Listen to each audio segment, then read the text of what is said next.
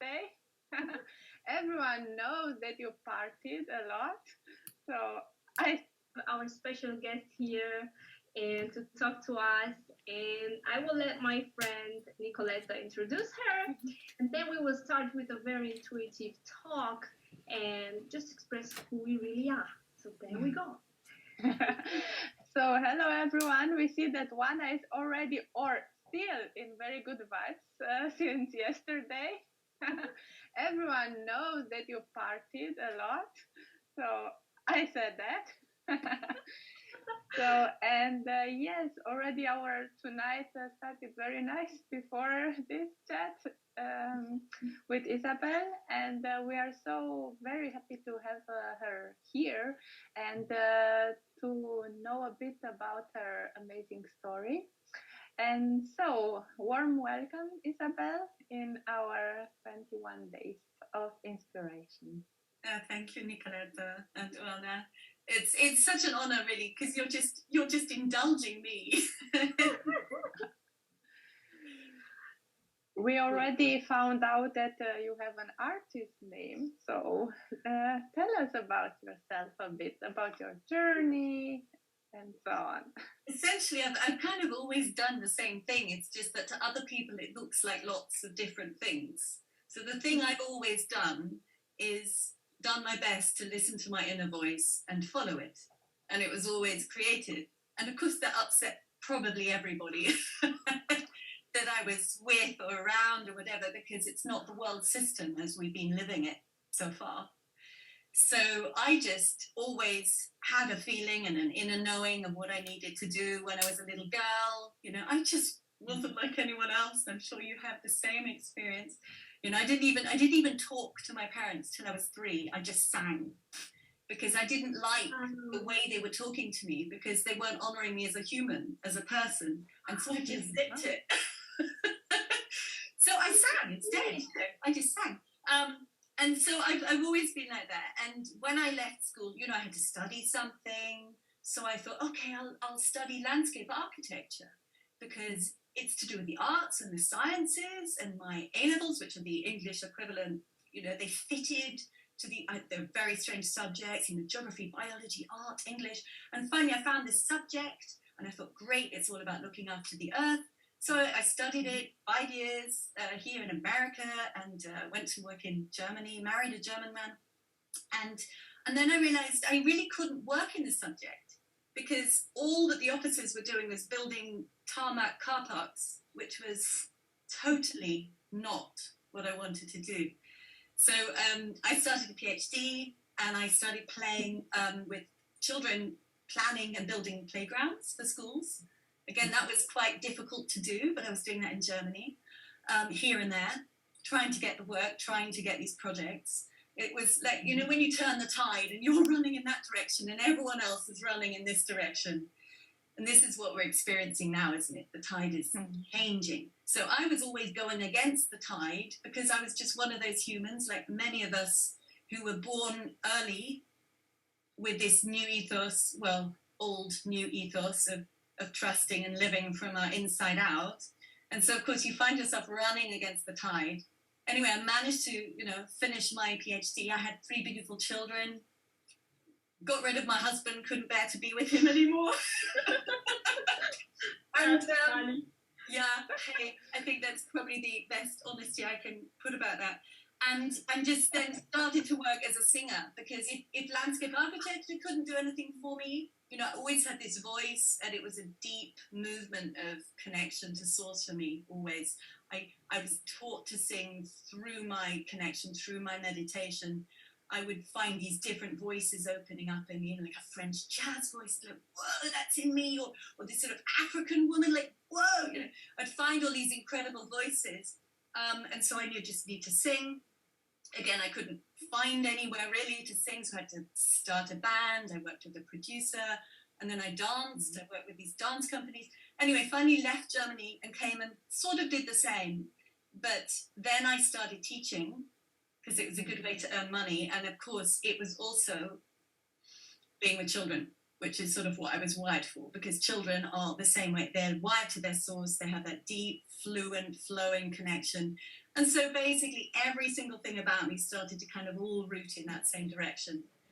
So, you know, right now I'm compiling a songbook of the children I teach, because I want them to know that they can create songs. It's easy, you know, I'm doing all the hard work, writing it down as music and putting the piano parts to it, but it's because I want this knowledge of the inner wisdom, of the inner being, to be normal. And this is our job at the moment, isn't it? This tide is turning where we can finally stand up and say we won't be laughed at. We will be, but those people get quieter and quieter. And so, you know, that's just been my journey. It's basically the same thing all the way, just different aspects of it.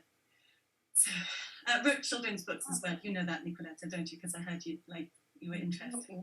So, yeah. Yeah, wow, it was so amazing about this journey. I mean, you studied teaching and knew that this is yours, so to say, or it's because I wanted children to have what I didn't have.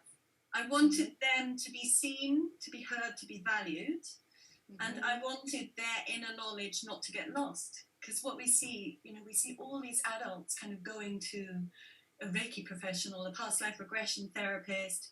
They're trying to find their connection to their soul, to their spirit, to source. And I was thinking, well, this is nuts, because children have that in, you know, a huge flow, and then it just gets cut off. And just the insanity of that. Whereas here I could help that flow be maintained. At least, even if these children only have, you know, 40 minutes with me a week, just in those 40 minutes, it's like, yes, you are a true being of God or source. You have this, your own creativity, your own awareness. So even if it's just one person reminding someone for 40 minutes, someone with a kind of bit of clout, then, you know, it makes a difference. So I just didn't want it to have to turn off in all these children, because it's nonsense.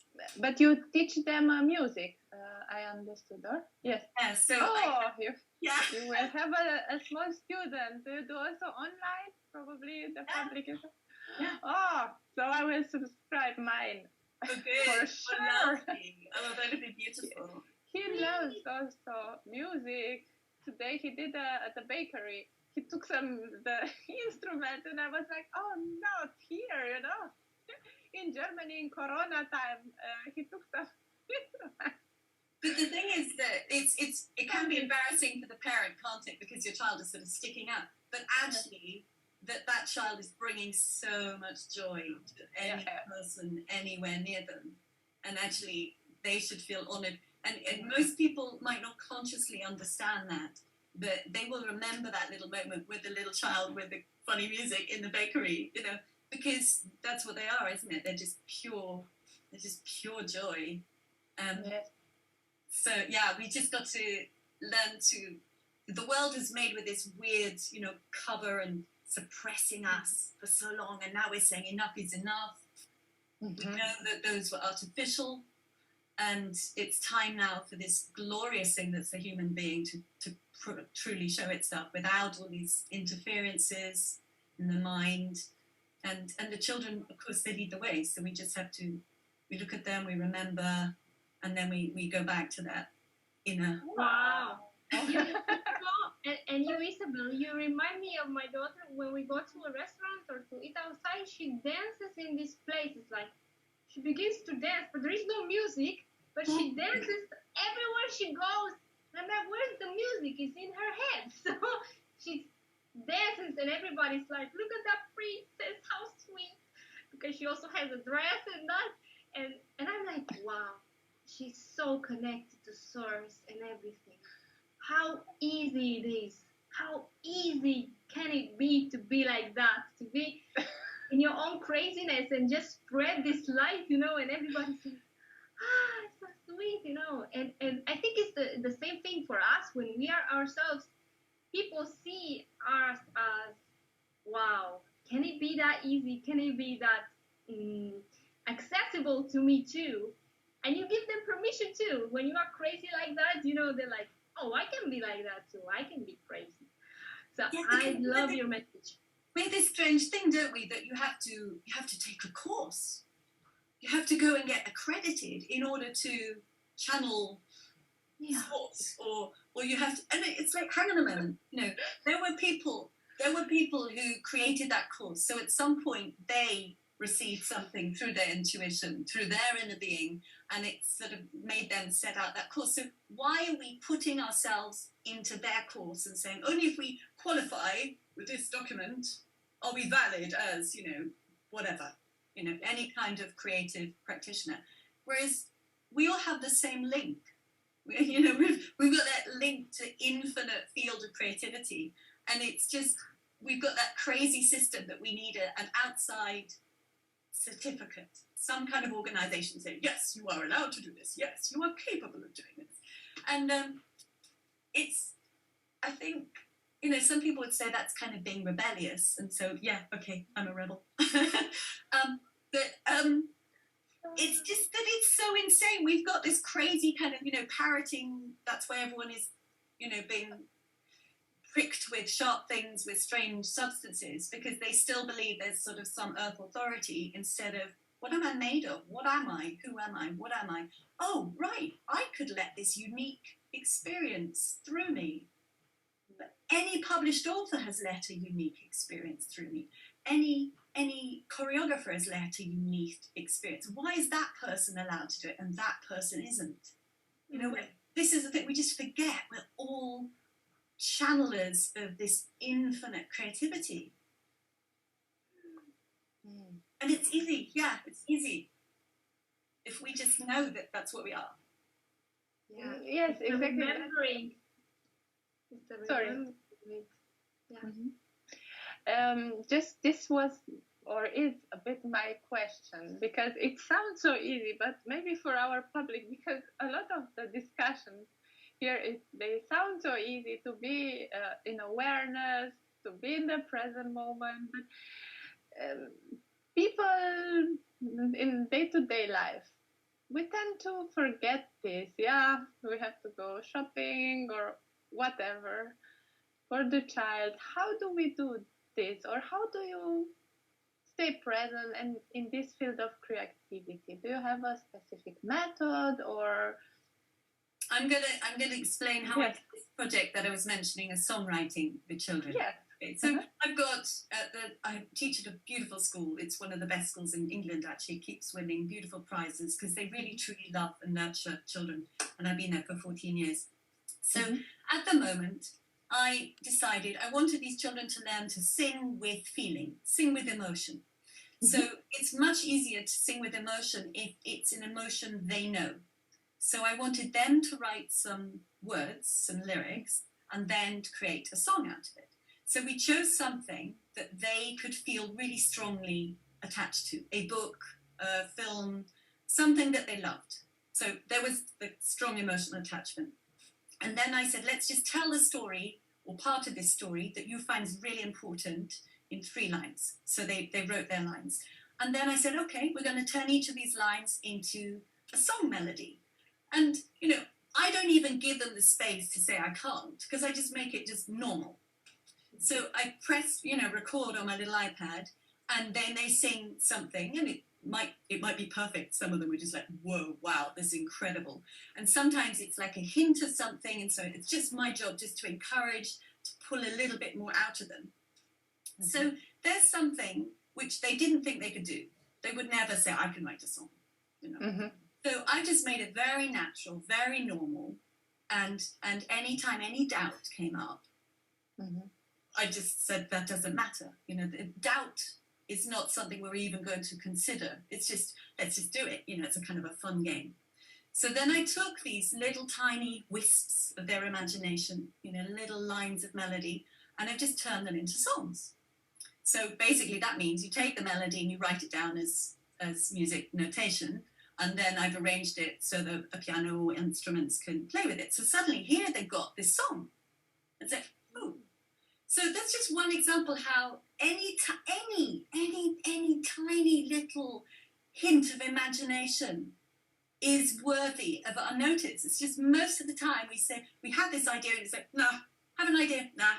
And we keep throwing our beautiful inspirations and ideas away all the time because we think we're not that famous singer, we're not that famous author, we can't do it, we're not right, no.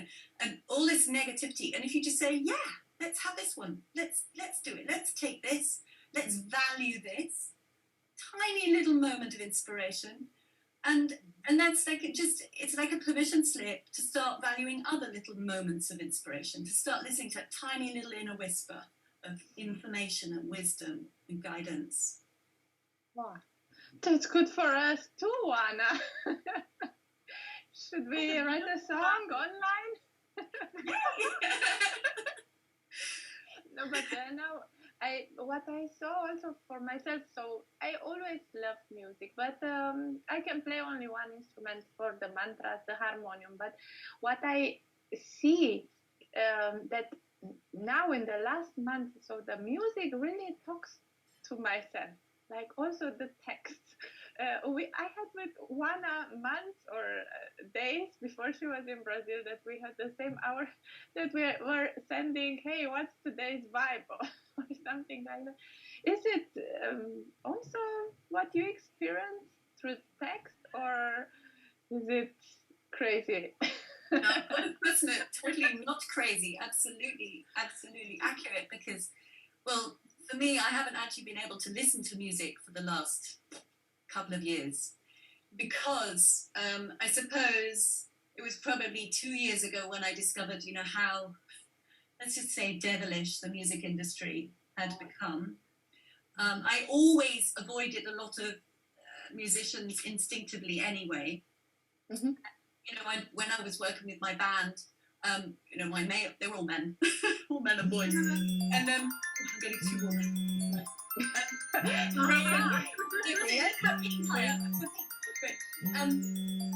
They wouldn't listen to the lyrics, just listen to guitar and bass riffs.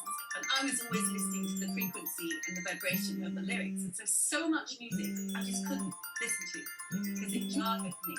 And then, the other thing that it's attributed to the Nazis, but actually it was just an Illuminati system of changing the tuning of A, the note A, that you measure the musical scale from, from 432 hertz, which was the frequency of your heartbeat, and they shifted it to 440, just so it would jar, just break that natural harmony with your body. So for those reasons, I couldn't listen to much other music, which is a shame, because I would prefer silence to that, because it was like bathing myself in the wrong frequencies.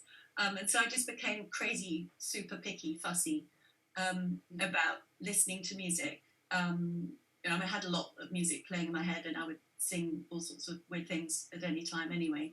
But absolutely everything, we all know it's energy and frequency, but of course, because it's sound, every word is activated more specifically when it's sung than when it's spoken, because you're activating your spoken voice.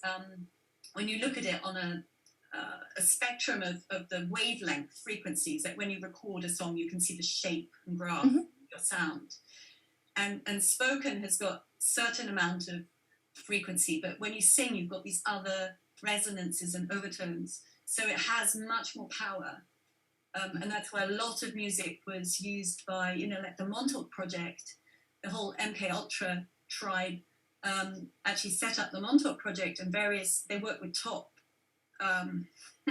producers in New York, and this is from the 60s onwards in the States, to put extra frequencies hidden into all of those recordings, which were conditioning us. So that, is a massive part of why we're allowing this sort of situation, to happen, because we've been so conditioned, and, the frequencies. So that's another reason why I love to activate anybody's voice, because a lot of people say, oh, I can't sing. Or the parent will complain if a child sings, because the parent might be stressed. And to hear sweet little child sing is just kind of, it jars with their own frequency.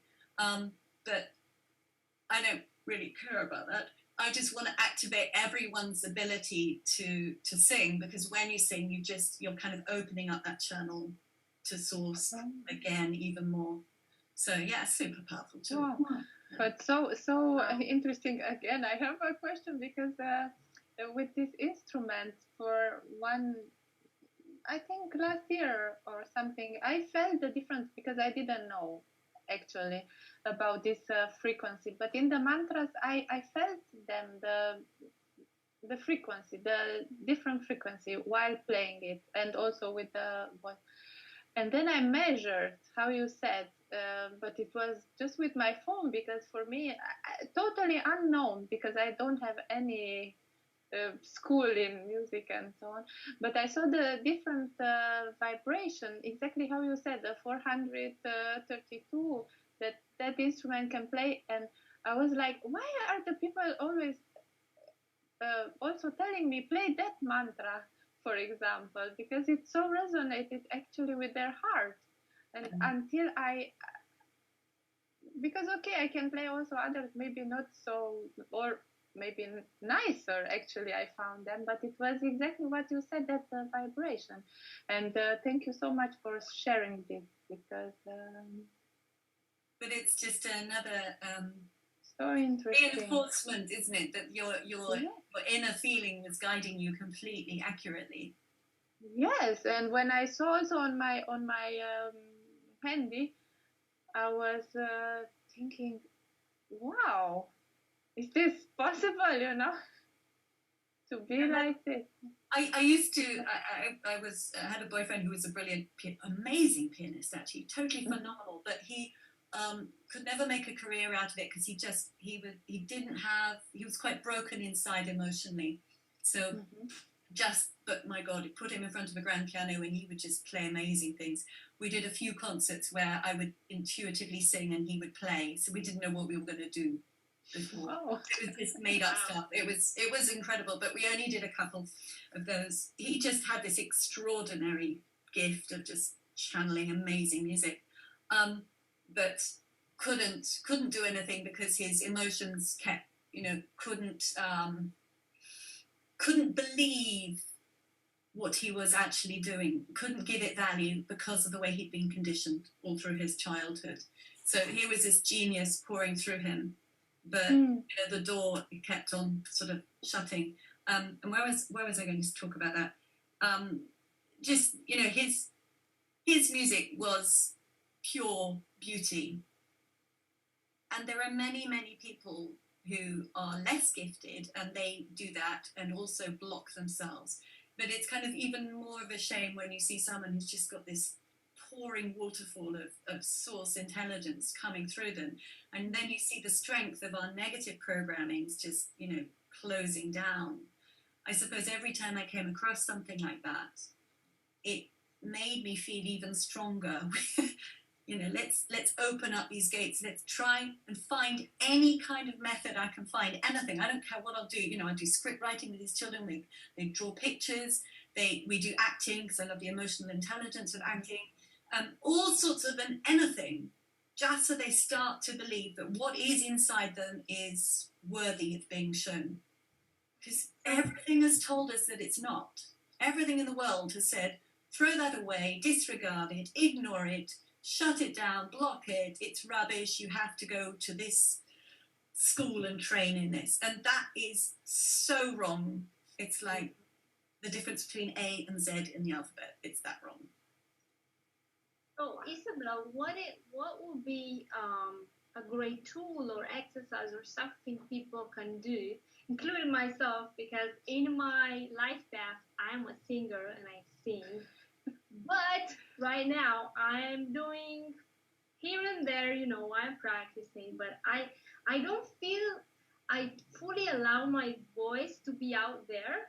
So it's like I feel there's something there that is blocking my, that strength, that power in the voice that wants to be released. And I feel somewhere, what's happening? Why I can't let that out and just sing, there is something there. I don't know what it is, but you probably know because you have experience. So how can you help with that? So I always think the first thing is, if you're uncomfortable, which that is, and we all have that at different levels, you have to give yourself something that you are comfortable with. So it might be that the only place you feel comfortable about playing with your voice is in the car, maybe. Yeah. Or maybe it's in the shower. Doesn't matter where it is. It might be just that hallway, which has got a really great echo. But you find your one place that you do feel comfortable, and that becomes your laboratory. Because you have to start from somewhere of comfort if you're in discomfort. Otherwise, you're never going to unblock that. And you know that if you want to sing, so your heart has told your brain, I want to sing, but your brain's going, you know, I can't, I'm going to cut it all off, I can't do it, it's wrong, everything doesn't feel right, and your body shuts down the openness of your throat. And if you suddenly feel comfortable, your voice will come through your entire body. It comes naturally relaxed through your vocal cords. It comes into your head and resonates out of the, you know, there's so many places in your head that sound will resonate from. And if you allow the sound, it will go up. There are little holes in the skull here. And this bone, you know, when you look at a skull, it looks kind of really thick and hard. But when you cut a slice through the skull, there's lots of little holes, okay? It's kind of hollow. So if you get the sound up through the whole body, it resonates through your entire skull. And the shape of in your nose and behind your nose and your mouth can do incredible things with sound. And then when you're relaxed as well, your whole body becomes like an amplifier. So, but that's when you're relaxed. And when you're tight, it's sort of like, you know, it's strangled chicken or whatever. That's a chicken, that's new. I love it. So you've got to be somewhere where you can start to relax those mental programming, and they come from anybody you've loved in your past saying stop or no, or having a face like, oh, is she going to sing again? It's from all of those moments that, especially, you know, sensitive, aware people, you just say, oh, okay, oh no, I've got to stop, I've got to be quiet. And because we are so used to kind of tuning ourselves to everyone around us, and we forget, again, the gift that we are to ourselves and to the world. So, and when you make a sound, of course, this is it. Okay, so I found myself around the house some days, sometimes I'll just start singing like, and I think, whoa, who's that? Oh, it's a Hopi Indian woman. Okay, fine, let's just go with it, you know. And the point is, I used to, you know, I'm 49 years old now. I think even when I was like in my 30s, I knew it had validity, but I couldn't give it a completely beautiful tick. You know, I couldn't give it the gold medal yet because I was still insecure. And now I kind of understand that if I receive a sound through my body, I'm actually contributing to the frequency of the planet. Because sound doesn't stop. You know, it goes through you and it doesn't stop. It just gets slightly less and less and less, but it never stops. You can't just stop sound because it's a wave. It moves into the space and it conditions and shapes and informs the environment in which we're in. So if we stop our voices, we're stopping that elevation of the world around us. So you might think you've got to go and look after homeless people to be a beautiful human, but you could also just be singing by yourself. And your sound is programming and conditioning the air around you and uplifting it. Wow. And we forget it. Wow. I think we should do an exercise now. Okay. So this is, I was going to do this really simple exercise because this is quite a good one for discovering other qualities in your voice. And because you're not singing a word, you're not singing a song, you're just singing a sound, it's less easy for your mind to judge. So it's just like, oh, that's kind of weird and interesting. It's more like an experiment. So, you know, we've got the vowels, A, E, I, O, U. Yeah. Okay, and they're really, of course, useful when you sing. And you can actually turn that into overtone singing, which is what all the Tibetan monks used to do a lot of overtone singing, where a lot of the sound comes out of here. And it, again, if you were to measure it, it's like you have your main sound, but then you have a lot of sub sounds wrapped around it. So you get a lot of different frequencies, and it's always unique to you because your biology creates a certain shape that the sound comes out. So even if you made the same pitch of overtone as, if we all sang the same pitch, for example, we'd all have a different shape because it's our signature, the signature of our DNA, really, because it's coming through our biology. So this simple kind of exercise, you just choose any pitch, so any note you feel comfortable with, it could be low all the way down there, or, something really high if you really want to, but, anyone will just sort of find something. And you just start with this, and you just go A, E, I, O, U while you're singing.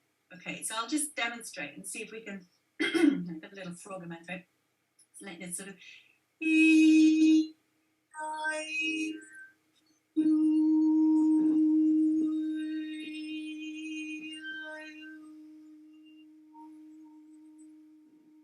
Now, you can see I'm kind of wiggling my mouth in a funny way, but can you hear through these weird little microphones how that's got kind of extra sounds sort of wrapping around it?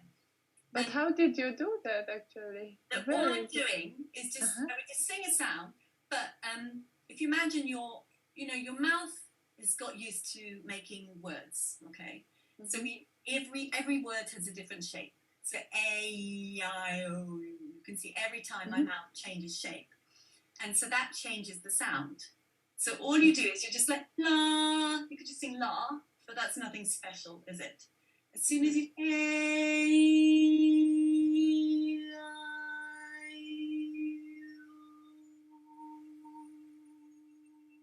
so concentrating on making these sounds, what you're actually doing is you just naturally push the sound up into your head and you get the overtones.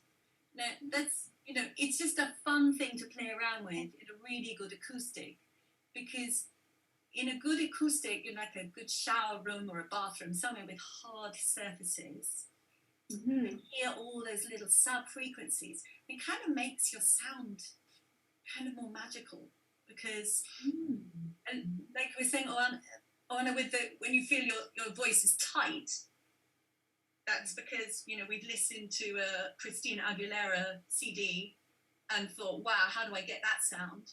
And then you make a sound, it sounds nothing like it. And now, thank God it doesn't, because we know where she's been. But anyway, it's that comparison shuts off and we just don't try anymore. But when you do something weird, like just singing vowels, all I'm doing is moving my mouth back and forward. And you can start singing. Do it a little bit slowly, and I can see whether I can hear the overtones. Like I have to do them all in order. It's in different. Choose any order of it. It doesn't matter. You can just think you works really well as well.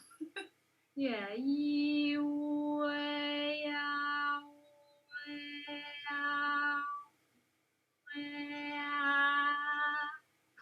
You can hear that, Nicoletta, couldn't you? You can hear the sub-frequencies coming in. Could you hear that, Oana? Yes, of course. Yeah? Wow, amazing. Wow. It's a good way just to kind of free up your voice, because if you go in and try and sing a song, you go into your mind and your expectations and your fears and your worries and your doubts and all that stuff.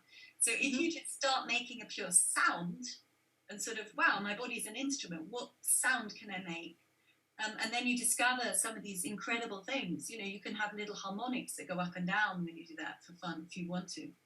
But so I suppose because I kind of, that was one of the things I discovered probably in one of my meditations, I think. And because then you start to open up your awareness to making other sounds, you lose that fear of, I've got to sound like this. Because yes, we're all little white girls, we live in you're now in Brazil, but you know, we come from a certain kind of culture, and a lot of people say, "Oh, how dare you dare to sing like some other culture?" But the point is, probably all of us have been in many different cultures all over the world in different incarnations. And so, oh yeah, I've been in Africa, and I know. I've seen my past life, so I've been in so many cultures, of course. And if you let that voice be the connection, it's a really brilliant way to bring in that memory and the strength and the power and the connection and all kinds of wonderful experience. Wow. Wow. Fun stuff.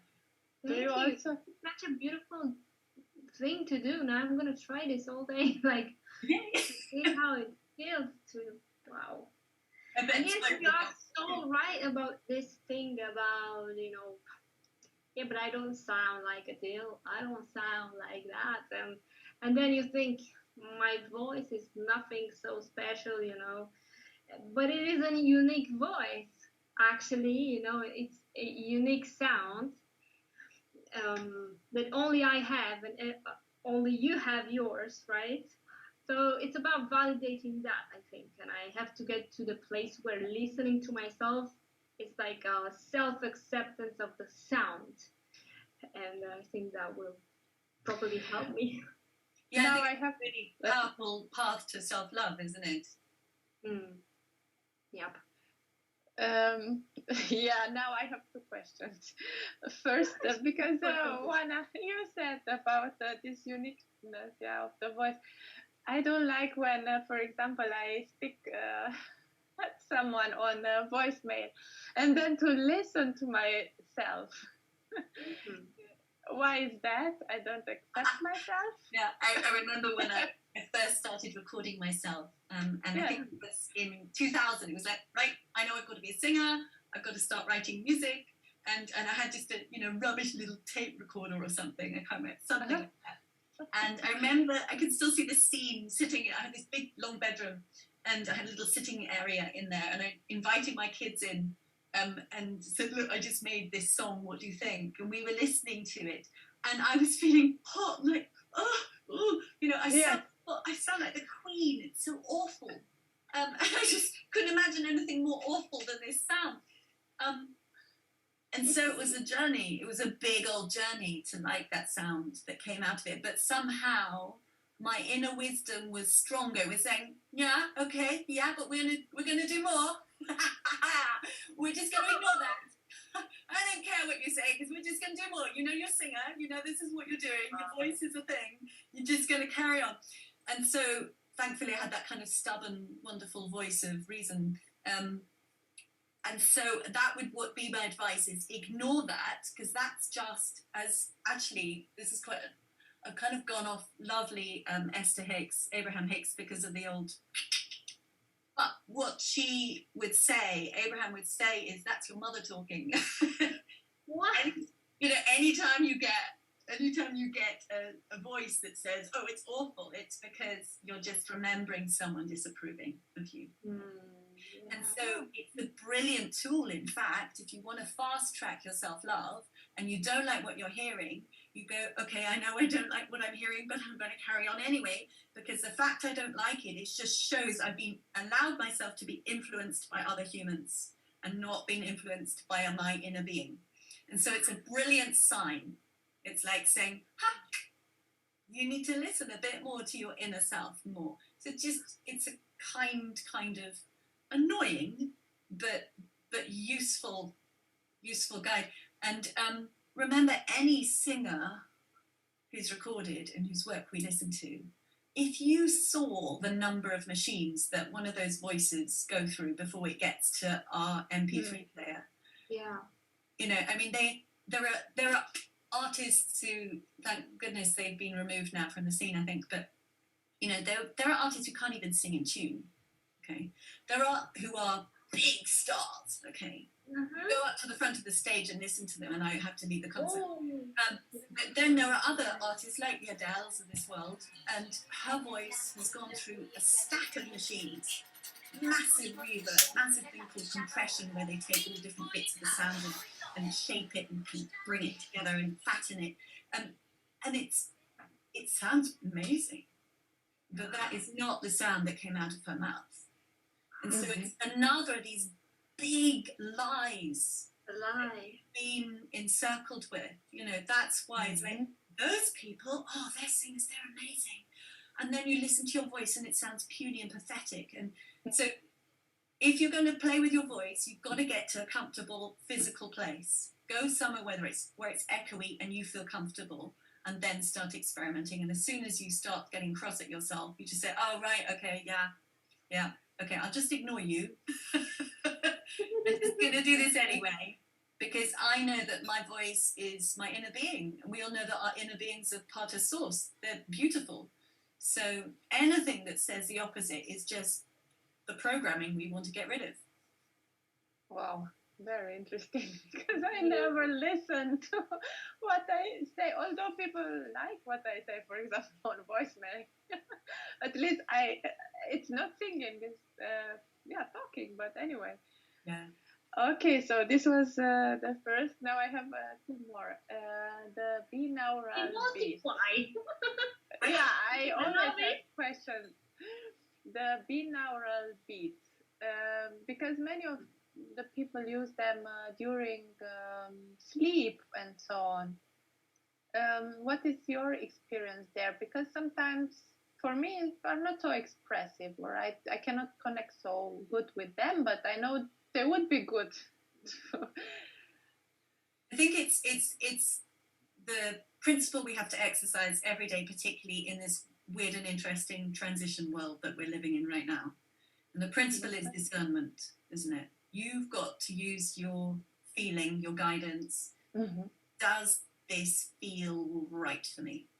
Okay. Because with binaural beats, that is definite programming.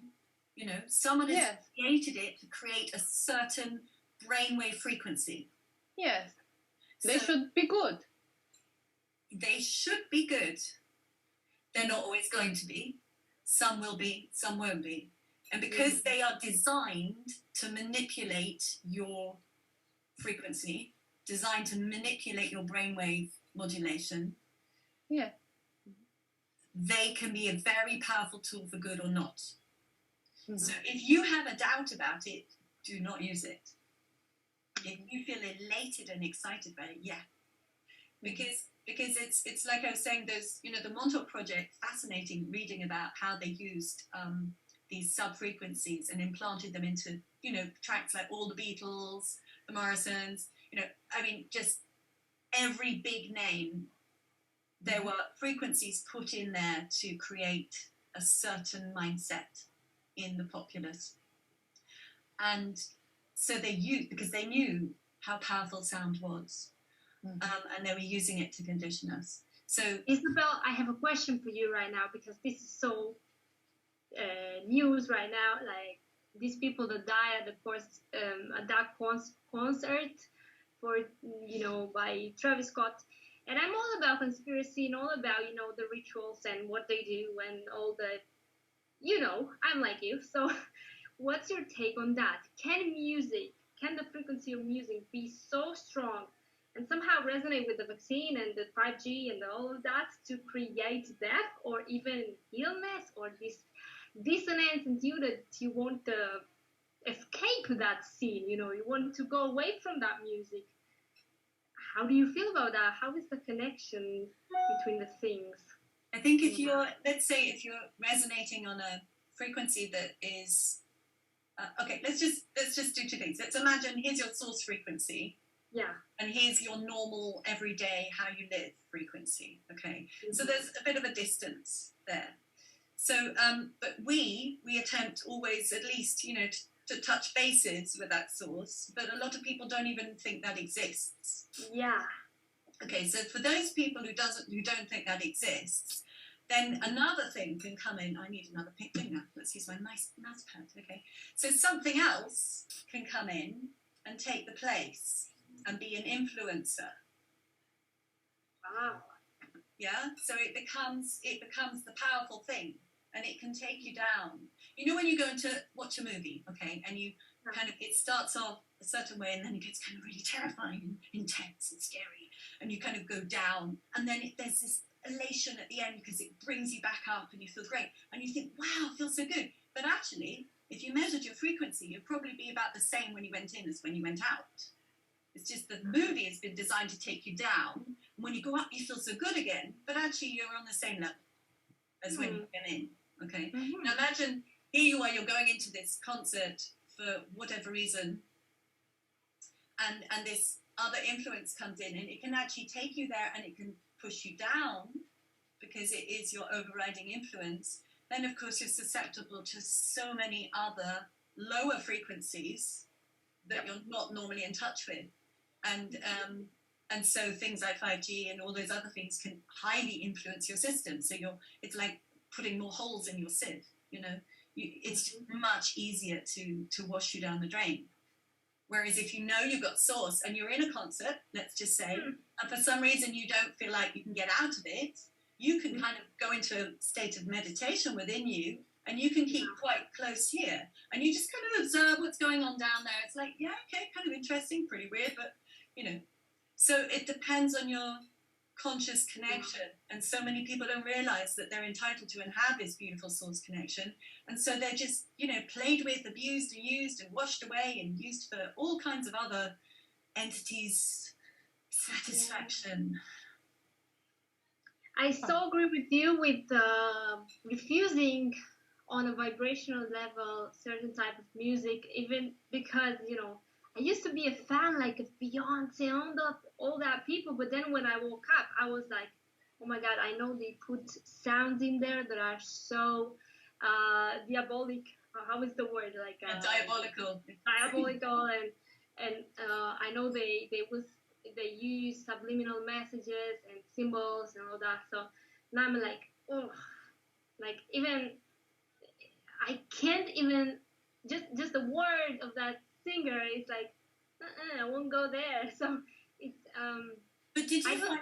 I found this with my kind of contact with pop music. So like Madonna, okay, and Beyonce, we know that they've been totally used. Let's just put it as used. Okay, I don't think the humans are anywhere around anymore. They're just, you know, they've been completely usurped and used by, let's just call them lower frequency entities. Okay. Yeah, let's call them so.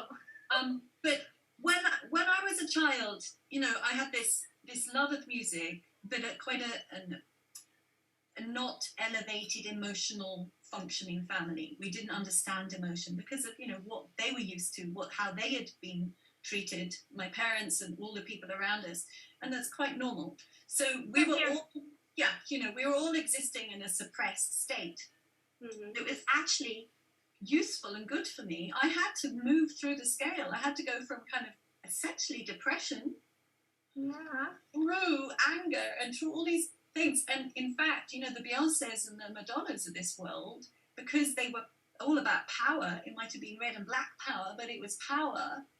They were very useful for at least switching on the energy to kind of move up. Because if you're stuck in depression, that's useless. You can't do anything with your gifts. You've got to move through the kind of the anger, rage, and those that are very powerful, but not beautiful, not nice, not lovely. But moving, But you have to move through them. So, you know, there's a place. I can see why we generated it on our planet, because a lot of people were just so suppressed that we needed at least, you know, some kind of rage or some kind of, you know, mostly it was through sexuality, wasn't it, that woke us up. It was all that music was all about sex. But at least sex is creating a kind of an explosion, a movement of energy in your body, you know. Yeah. So at least if you want to reach for the stars or your inner being, you at least it helps you. It's like a rocket fuel, boom, and then you realise, oh, you can just float from now on. You don't need a rocket, you know. But I think I kind of, even though they're dark and awful and terrible, they help me on my journey. Yeah, absolutely. Every negative thing helped. I'm sure of that. Yes. It's just now, you know, now that you are somehow, you emerge from that, all that, could I say conundrum, like turmoil inside of you, of negative, positive all the time, you know, from just up and downs, and you reach this stability of knowing who you are, and you can just in seconds turn to the light. It's, now it's just unacceptable to go there, to listen to this thing about violence, about just sex and materialism. It makes no sense, right, for you. So that's what I'm saying. Right now it's not. Okay, then the next question, mantras. Practice of singing mantras. What can you share? So, we've got this tradition on this planet. I don't know whether I suspect it's in other planets, maybe even other universes, of 3. When you say something 3 times, it has a power. The old thing of a spell, you say something 3 times. And it's been in witchcraft, it's been in ancient knowledge, it's been in all sorts of things, and used in mantra, used in songs. So that idea of repeating an intention 3 times has a power in it by itself, just because I think it must be some kind of like a fractal echo of universal energy, when you kind of put it in 3 times. It's like the beginning, the middle, and the end, or just get loud. It has a sort of innate power in that. Think of Nikola Tesla talking about the 3, the 6, and the 9. 3 and the Trinity. 3 is a big thing. So, okay, repetition, yes. But then the thing about a mantra is, isn't it, if you say something and all of you agrees with it and resonates with it and feels it truly, then it has a beautiful, powerful effect. But I would have people saying for years and years, I had such struggles with money. And I think it was because I intrinsically recognized that there was something wrong about money and the way we were using it to value this and not that. I knew that there were problems with money. So I just sort of kept myself away from money, which is quite tricky in this world. But people would say, just, say an affirmation or, start saying this to yourself. And I knew as soon as I would do that, I would literally go the opposite way. So it's like, instead of, I'm going to have this, I'm going to have this, and I would start losing money because my belief was the opposite. So I was saying it, and actually I was just carrying out more of what I truly believed. So again, all sound, it's got an amazing plus effect if you can get it in sync with what you truly believe, what you feel resonates with your true inner being. Or if it's something else, then it can do the opposite and can be, damaging in the, not long term, because you just stop doing the mantra, obviously. But it's the same thing. There's nothing that's intrinsically only angels and sparkles, It's everything can be used for good or for its opposite. And I feel that's the same with mantra. So, if you write a song, for example, you can create your own song. So my albums I made 3 albums, and really the songs were so that I could shift and move because I had so much to move through. I had terrible divorce and my children were stolen from me and it was a total nightmare, okay? So I loved them and always have and always will, completely, okay? So imagine you get the beings you love the most in the world stolen from you. It's a serious affair. And so I used my sound, my songs, to give myself what I needed because I wasn't getting it from the world. So I had to give it to myself if I wanted to stay here and not sort of disappear. I had to. So my songs were built in a kind of positive mantra style in that all of the words, all of the lyrics were designed to soothe and uplift and nurture and mend and heal and repair. And of course, that wasn't really understood very much by the music industry because the music industry was its complete opposite. Yep. So, I had a few people saying, "Oh, that's wonderful." Do you know Stevie Nicks from Fleetwood Mac? So Fleetwood Mac was like one of the biggest rock bands in the world, and Stevie Nicks is like in the top 10 rock singers of all time. Okay, just if you want to look at those charts. An interesting woman with a checkered past. But she had my album, for example. She went around Hollywood with this album. Said, "Will you sign this woman? Will you sign her?" And they said, "Is it hip hop?" No, then we don't want to. But she wrote to me, she said, we should have more music like this, because she could feel what it was doing. But of course, there was no way it could get through in the current time. Maybe next year we'll be able to do that kind of stuff. But it is powerful, yeah. But this exactly, where can we find also our public to find also the book and also your music? Yes, please share with us, and we would like to, at least myself, of course. And well, you can find probably everything is accessible through my website, which it's been designed so many times over the years. But it's so I chose this word, inspiration, which isn't really a real word. Inspiriting is a real word, and it was used a lot in the 19th century in novels, and it means to enliven and to encourage. Anyway, in like 2006, this word just came into my mind, inspiration, and so I realized that's got to be my band name, and so I kept it inspiration. It's like inspiration, but in spirit ion is how it's written. So inspiration, in spirit ion. And so my website has just been, inspiration at the moment, it's inspiration.biz. And it has all the work I do with children. It has, it's like divided into 4 sections right now. It's like the music, stories, teaching, and I can't think of the other one now. Anyway, it's like a 4-petaled flower, my website. You can just go in and kind of explore and find probably most of the links to places from that.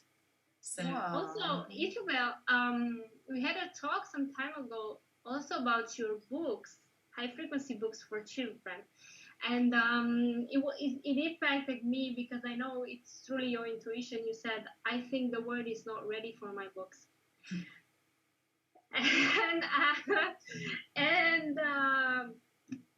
But I see at least in the last years, and this year a lot, people are waking up because of this situation to new perspective and enlightenment.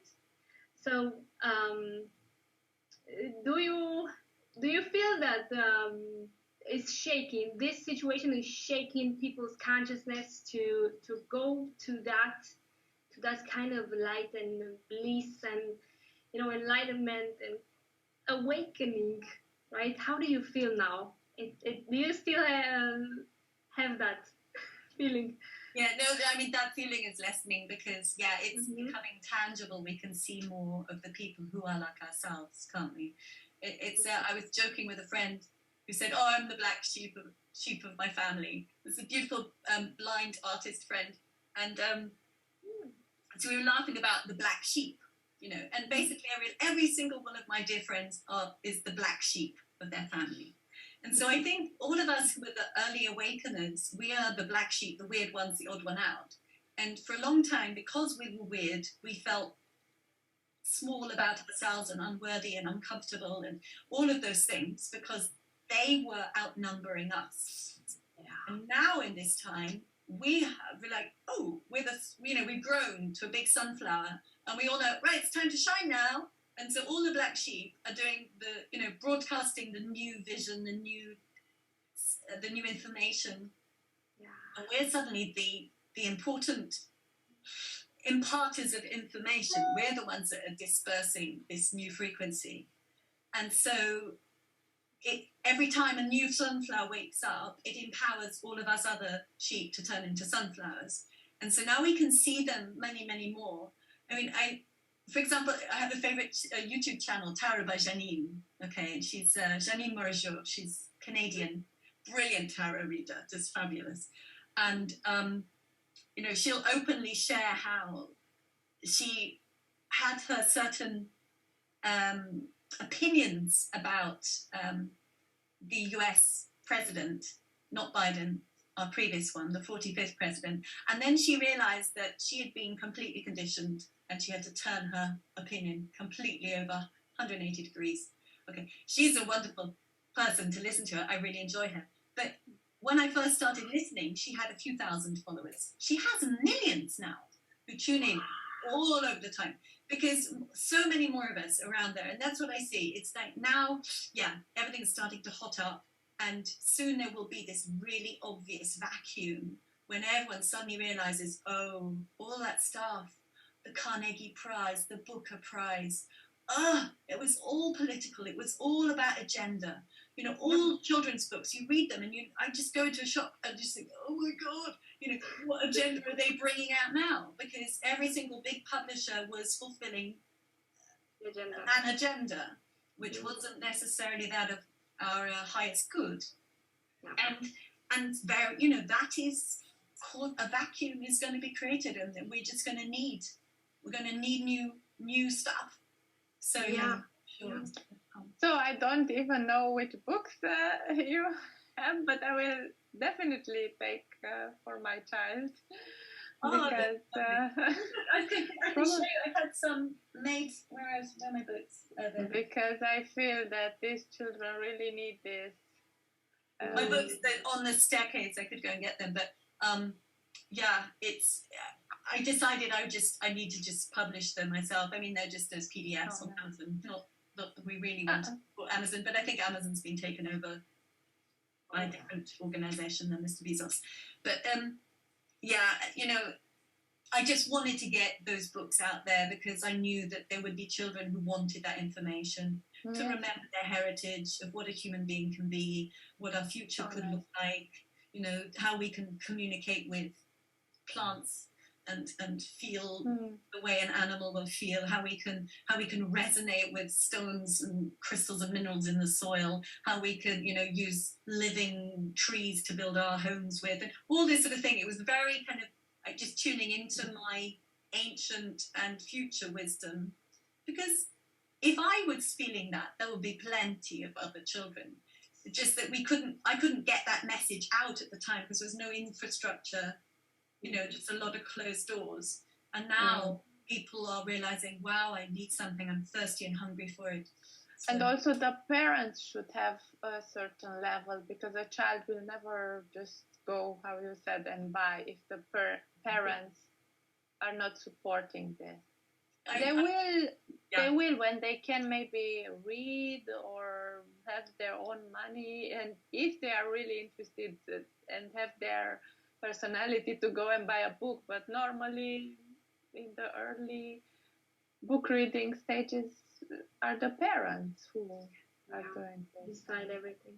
Yeah. And in the same way, it's like, you know, the parents have been taught in our system to be authoritarian figures who choose everything. And we know that that's not really how children should be. You know, children have their own guidance.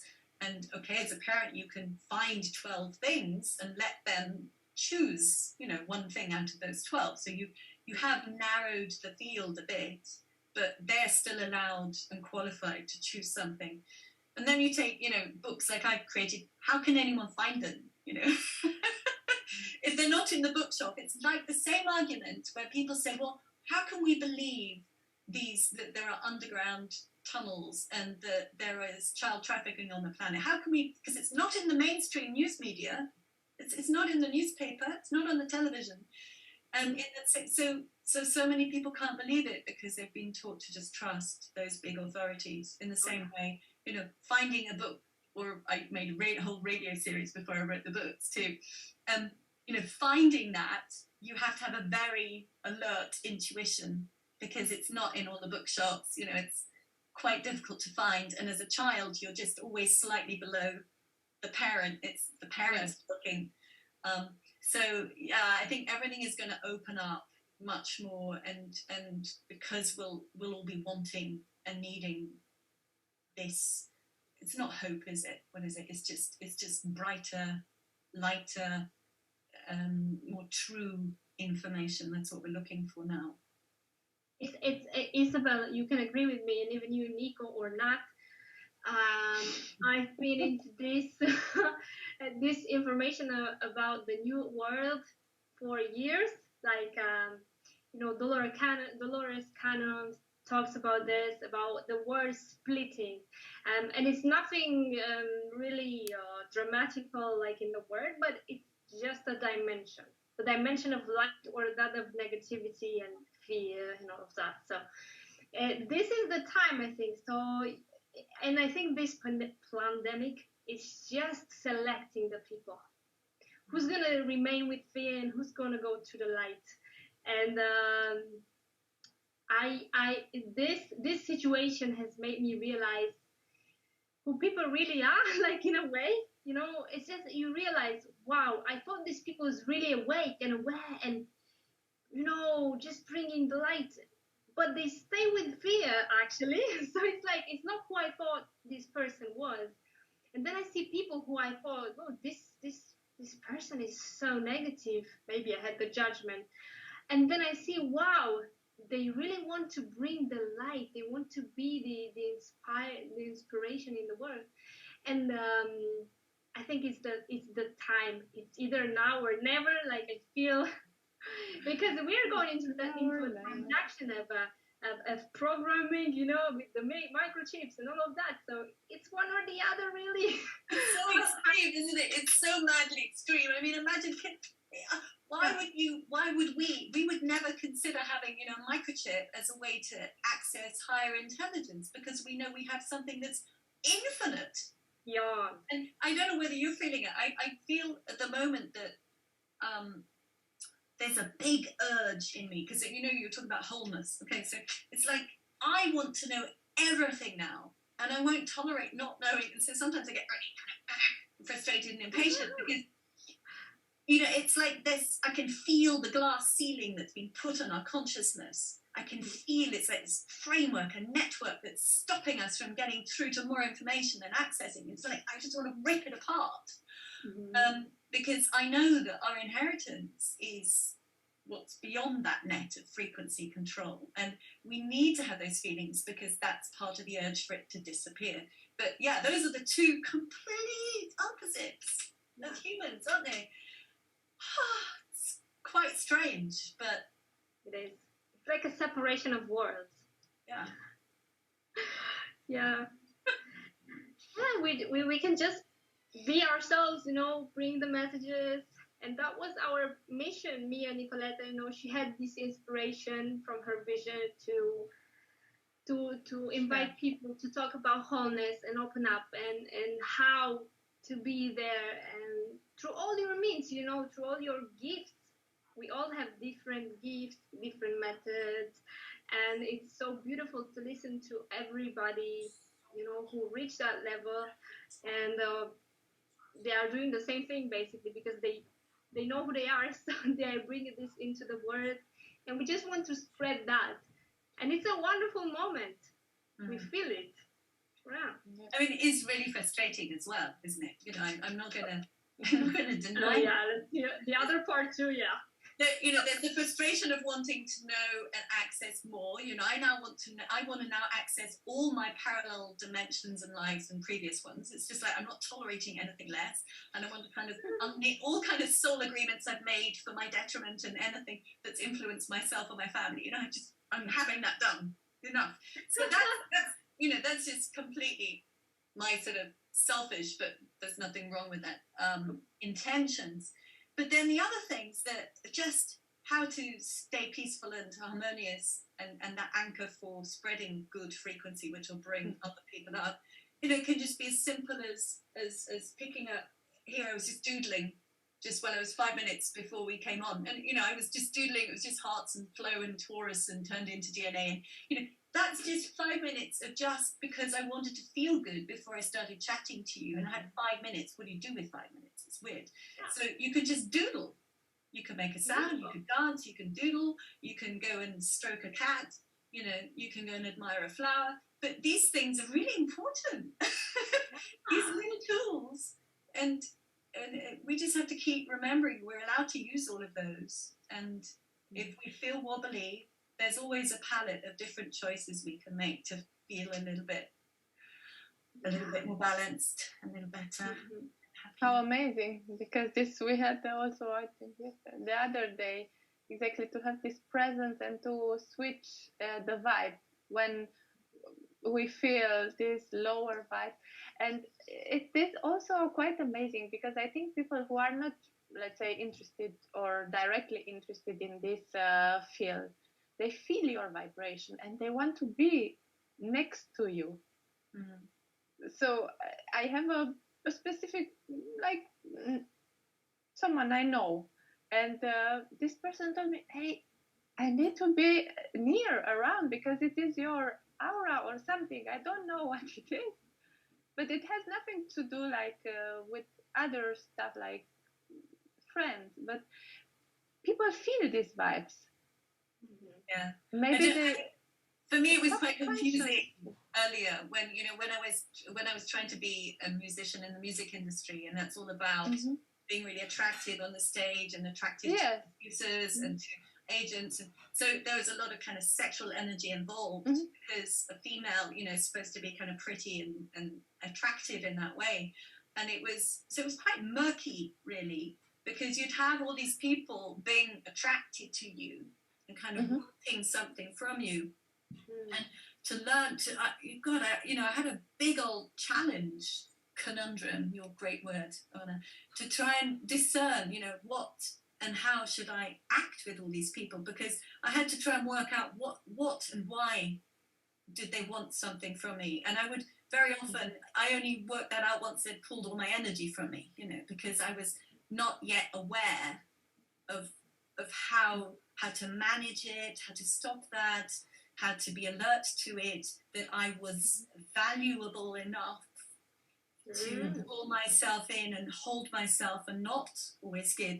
And so, I spent 10 years just learning who to give to and who not to give to. And this is why I'm still single, because I had so much trouble with men. I couldn't understand, just because they would just all flock to me and they just all took from me. And it was really tough. How do I handle this, because I want to be in a loving relationship, but I didn't understand. They were just, and I didn't know how to stop it. But yeah, now it's this stage of people just, male, female, whatever, they just come up to you and they'll listen to very simple little pieces of information because they just love to be in that warm, loving, nurturing, harmonious vibration. It's and it does become a very attractive thing, but you kind of have to really, for me, I had to go through that whole kind of total, didn't understand, why they wanted to be with me. Or I had to get that pretty darn clear, and that was quite a lot of work. I don't know if you've had that. It was work for me.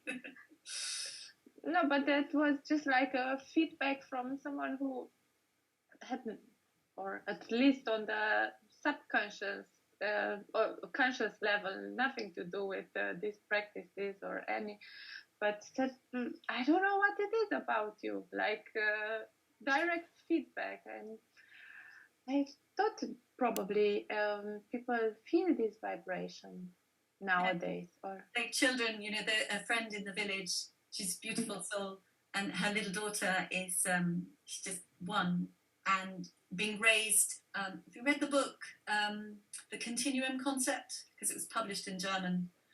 I think it's just called Continuum Concept, actually, I think, by Jean Liedloff. Anyway, it was a beautiful... Oh, no, it's called the... I'll send you the link if I can find it. yeah. But anyway, it was about looking after children, raising children to choose freely and to trust in their own guidance and not to operate through fear. That was the remit of the book. So this little girl was brought up, every day of her life in this manner, a year old. And the other day, she and her mum were visiting, and we were just chatting, and she just left her mum's lap and walked over to me and came and sat in my lap for a little bit, had a little cuddle, and then got up and went back to her mum. And Chris, that's the biggest honour you can have, isn't it? When a small child like that will choose to leave their mother, who they totally adore, and then come and just say, hey, I love you, you're great, I know, and then go back. And because for children, it's much easier to understand the feedback, because children are so much more sensitive, aren't they? It's like, yeah, I like her, don't like her, So, and it's kind of then exciting, surprising when it starts happening on the adults. It means the adults are becoming more sensitive to energy. If they sort of, I'm really drawn to you, and don't know why, but I really like being with you. And that's a really good sign, I think. But that's also interesting. Now you clear my mind a bit when I go to the kindergarten of my son, also in the last month. It's all the children run. For me, it's a bit strange, you know. All the children come when I pick him up, and then of course he is the greatest. You know how they react. Yeah, it's my mom, you know. And I'm like, oh, okay, what is happening here? Is this about because I didn't know what there is, but probably this vibration that the children sense. Yeah, it's like, oh, she's got love. Yeah, we'll get to her. But it's really, I don't know how to live, you know, just with my son from the kindergarten. You have to take them all at home. Many, 1, 2 always say, can we come at home? And I say, yeah, but not now. Your mom doesn't know, you know. And that can really, some of those parents can get really upset. Yeah. Like, well, at me, it's like, what? How dare you? So you can get into real trouble with the adults sometimes too. I used to have that.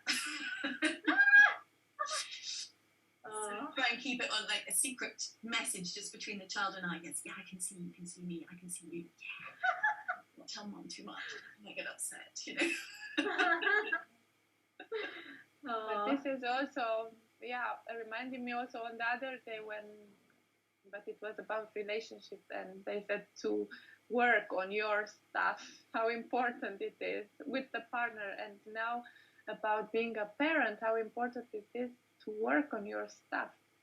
Anyway, you give a lot of things to your child, but the child will bring up anything that's unresolved in you. That's basically their job. And you know, I was so upset, as I mentioned, about what happened with my children. You know, they were stolen from me, and it was a legal system, and I couldn't win, and it was, you know, just a disaster. But I had this amazing conversation with my daughter just this week, and she's nearly 26, and I was crying, okay, because she was going to have her second degree in law, her graduation ceremony in January in London. And she'd invited me. I was so happy because I hadn't been to her graduation before, because it had been in Berlin before. So here was her London graduation, so exciting. And then she invited her father too. And I sort of, to start with, it was like, yay. And then I realized, no, this is so awful. I don't want his energy to be in our field. I don't want to feel that vibration in this celebratory moment. I want to just be in love and joy. And so I kind of said to her, actually, I can't do it. Because I'd been through, my eldest son had his wedding too, and it was the same thing, that it was supposed to be joy and love, and it was so dirtied and sullied by this other vibration. You know, I was there, but I wasn't really there, because it was so hard to breathe in that atmosphere. Anyway, so there I was, and I was pouring out this, finally, after 26 years, because we hadn't managed to have those kind of conversations. And this amazing being, my daughter, said, but Mum, I'm fine. That actually, yeah, I know things didn't turn out as you wanted to, but actually I'm fine. As a human being, I'm doing really well. So it's basically like, I was still in this sort of pain and what I couldn't do for her, and the pain of what had been done to her by others. So the guilt and pain of what I couldn't do for her, because I didn't have the power to resist that huge force. And the pain of seeing it done to her. And here she was years later saying, do you know what? I'm cool. And it was amazing. It was amazing to see that. Yeah, because it takes you by surprise sometimes. But basically, the moral of the story is the children have got their own guidance system, and even if you don't get where you think you're supposed to get as a parent, they're probably even more awake than we are. You know, that generally happens, doesn't it? Every soul, it seems to be, when you're on the path that we're on to opening, our children are more open than we are. And so, you know, it's kind of amazing to see that what I thought was still broken isn't, because I was using my values and my mentality, lovely as it is, and applying it over hers. And she was like, no, you know, basically she was saying, I'm a really evolved being, Mum, and I can handle it. And actually, it was kind of useful. It's cool now. I love you. What a relief. Yeah. Yes. Amazing. Yeah, we feel so responsible for them. Like, I'm gonna cause them traumas, and they're gonna suffer all their lives. It's because of me, the divorce and all of that, and the fight and all the catastrophes. But at the end, we cannot really manage that, control that. It's their own experience, right? So it can turn out very well or not, but at the end, it's their choice how they take it.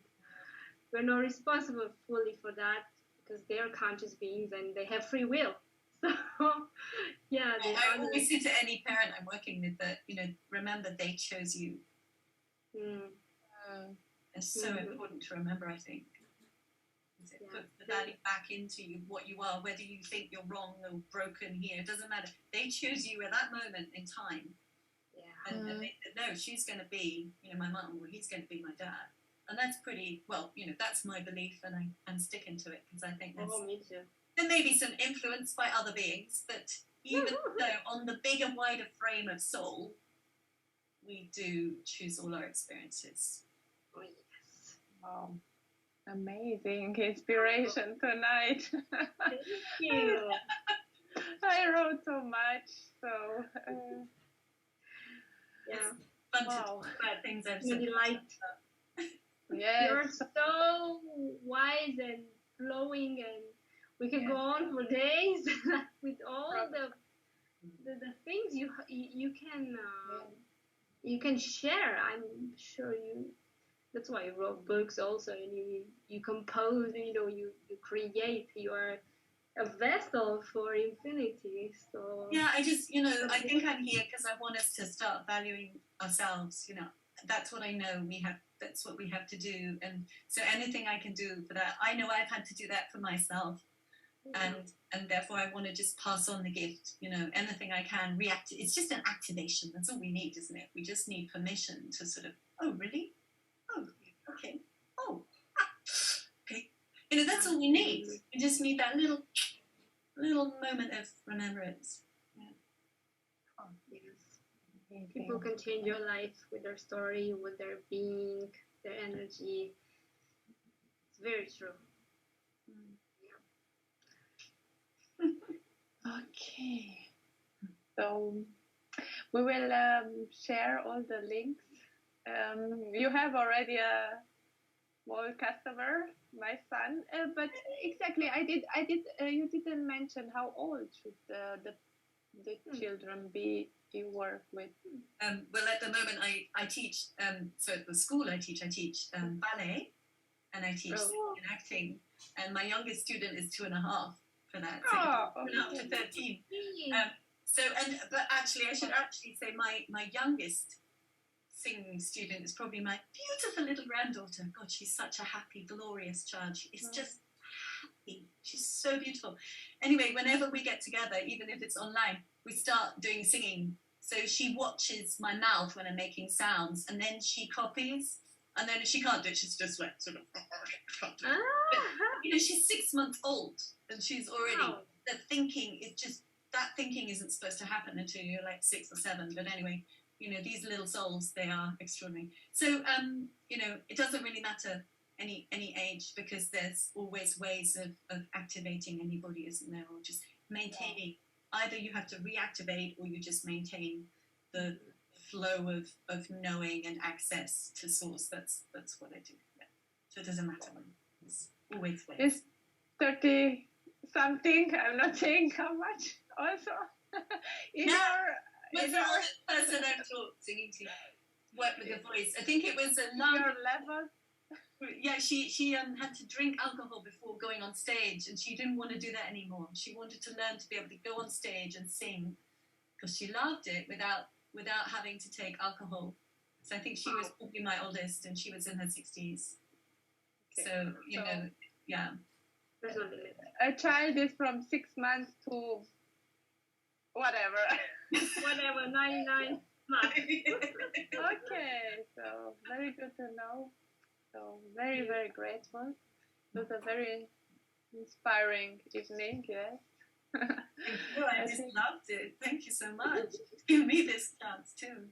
Oana, maybe we check because I don't have my other phone. If someone put a comment, Yes. or a question. Oh, sorry. Okay, so we have love, a lot of love. Yes, of course. Some people commented, hello, and yes, we are the result of our choices. And, just confirming, acknowledging what we are saying, basically. No, because one time we had a lot of questions and we didn't know, like it's hidden somewhere in the chat, deep in there. Yeah. Okay, no, but we want to respect also the public who is doing the online. Of course, it was one story, but it had so many questions or comments. But very particular. Oh, it's lovely to be able to give my answer anyway. You know, it really, it's such fun. It's really fun to do that. Yeah. So thank you so much. Yes. Very grateful, and we will share also the site in the comment. And with the public, we see each other tomorrow. Date 14. And yes, tomorrow will be a surprise. A bit of a change of the agenda, but we'll see tomorrow. What happens exactly. So thank you so much, Isabel, for everything. Yeah. Thank you. It's been an honor. You'll find all sorts of things on my website. I forgot to say that really what I'm focusing on right now is homeschooling parents to help reactivate that creative side in their children, and then how to prepare their home environment so that they can do it. That's kind of my new channel of work. So even though we mostly talked about sound, but because sound does so many things.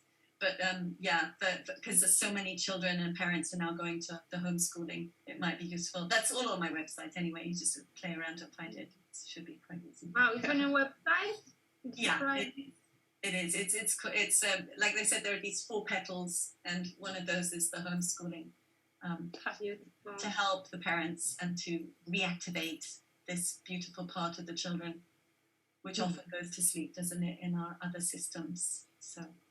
Yeah, or basically it's the parents that put that part to sleep. So it can be the parents, it can be the entire environment. So many things, one of the parents, who knows, but it's easily done in the structure we've been living in, and now it's time to say, as we know, give ourselves permission to be who we are. Yes, I love it. You're doing such a precious work for the entire collective consciousness, because imagine, you activate a child, you reconnected him, her to herself. What do you think he's gonna do? He's gonna spread this into the world like forever, and to all children and to everybody around him or her. This is precious, valuable work that I value so much.